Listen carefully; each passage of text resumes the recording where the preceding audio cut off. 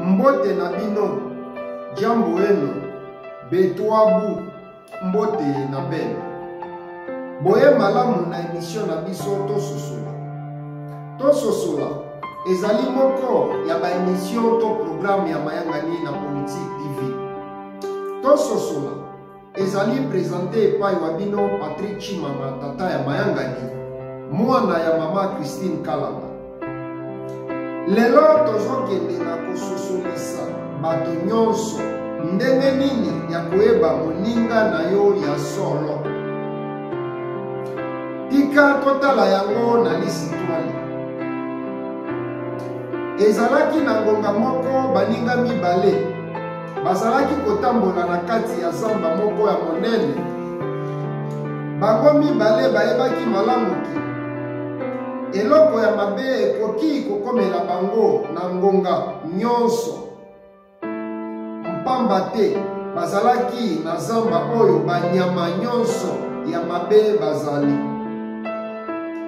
Na kotambola na bango bayokanaki ke bakozala toujours bomoko nto ini.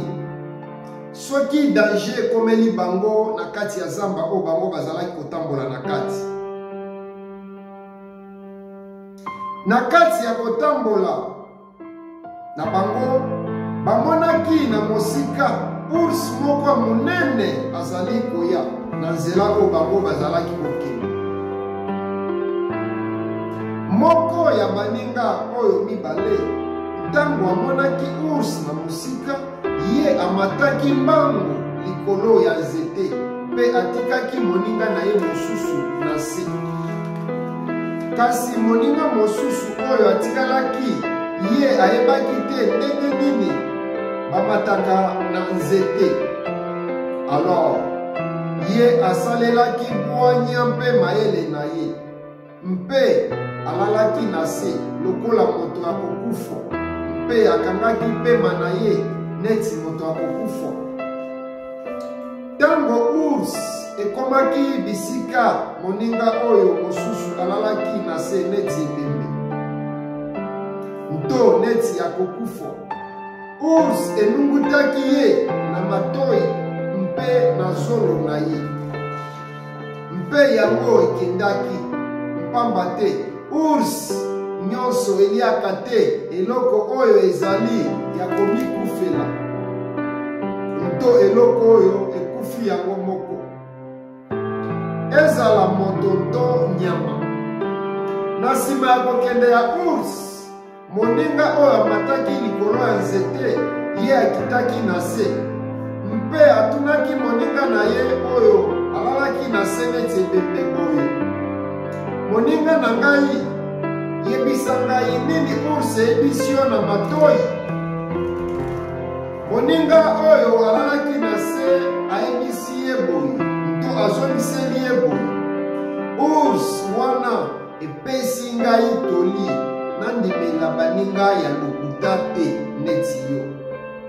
Moninga ya solo ezali oyo nto ezali oyo azosiporte yo, oyo alingi yo, akotelema na yo na bangonga nyonso, ezala na ngonga ya pasi, ezala na ngonga ya esengo. Ye azali wana mpona yo, wana nde moninga ya solo.